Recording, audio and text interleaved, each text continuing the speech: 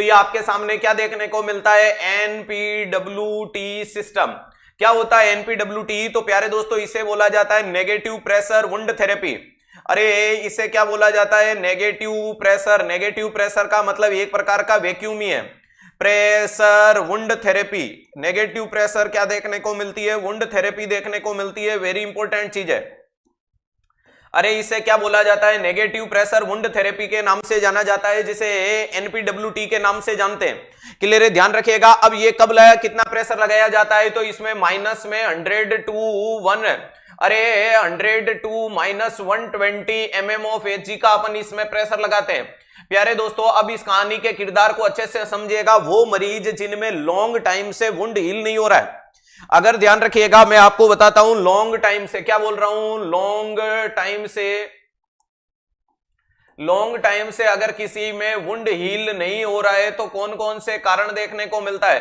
Wound healing अगर disturb है तो ध्यान रखिएगा, पहला कारण वुंड हीलिंग के लिए क्या चाहिए, इंसुलिन चाहिए।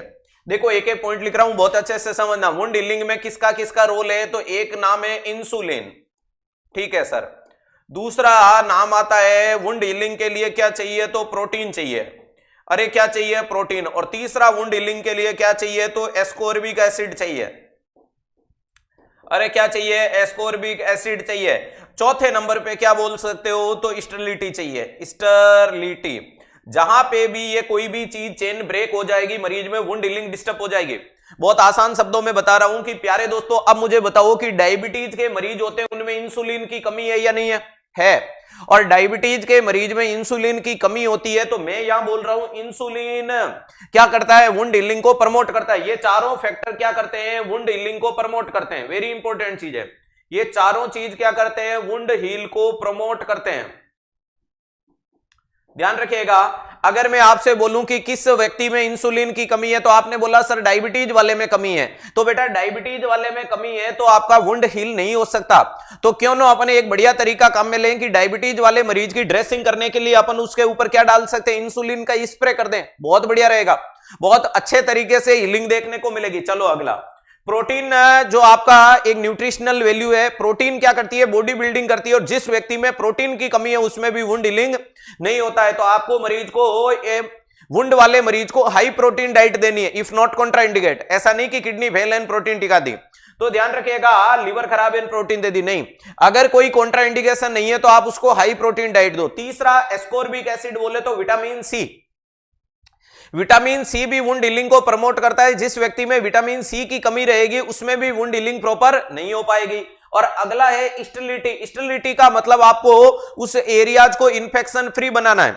अरे आपको उस एरिया को क्या बनाना है, इन्फेक्शन फ्री बनाना है। किसी भी प्रकार का कोई इन्फेक्शन उस एरिया में नहीं होना चाहिए।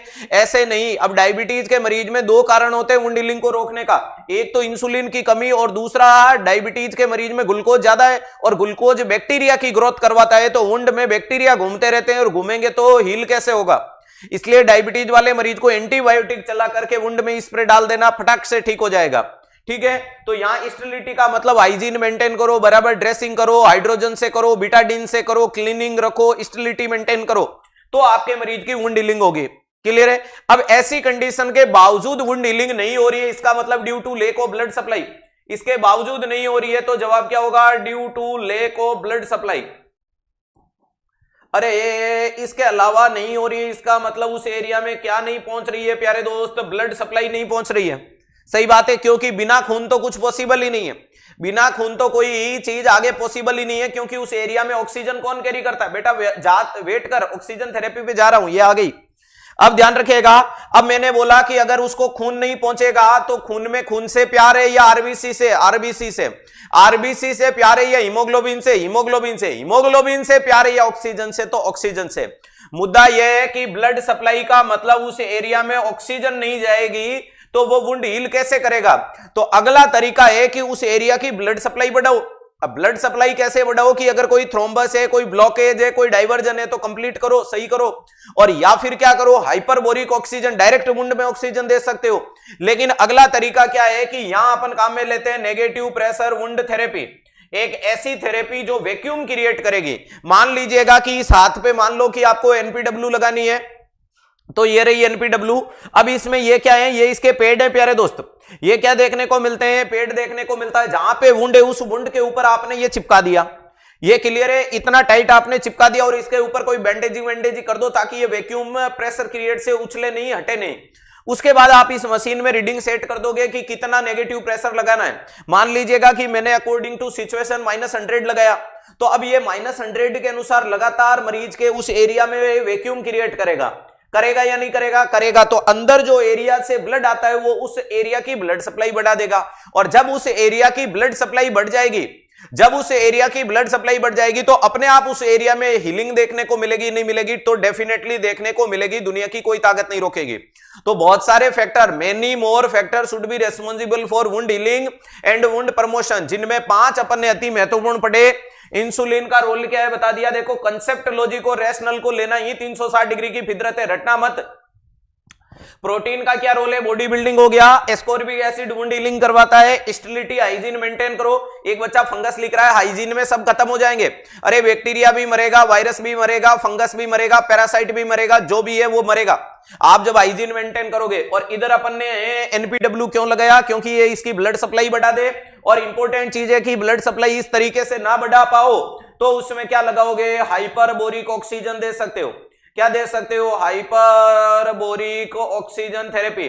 आप लोगों ने कई बार देखा होगा कि बेड क्रेडल जैसा होता है, अंदर ऑक्सीजन ही ऑक्सीजन देते हैं। हाँ बेटा, विटामिन सी यही तो है, एस्कॉर्बिक एसिड का नाम विटामिन सी तो ऐसे क्या करता है, समझ में आ गया? इस प्रकार से आप मरीज में छोटे से फैक्टर काम में लोगे, उसकी वुंड हीलिंग हो जाएगी। स्पेशल बेड शोर के मरीज है, बर्न के मरीज है, उनमें बहुत अच्छे से ये चीजें ध्यान रखी जाती है। समझ में आ गया? या कोई बहुत बड़ी कोई इंजरी हुई है, बड़ा एक्सीडेंट हुआ, काप मसल पूरी निकल गई, ये निकल गई वो, तो ऐसी चीजों में ये चीजें अच्छे से काम करेगी, एनपीडब्ल्यू जैसी चीज। क्लियर है? तो ये मशीन कौन सी है? एडी नहीं है, डी फेब नहीं है। ये देखो, ये है ना प्यारे दोस्त, ये किसके पेट देखने को मिल रहे हैं, समझ में आ गया?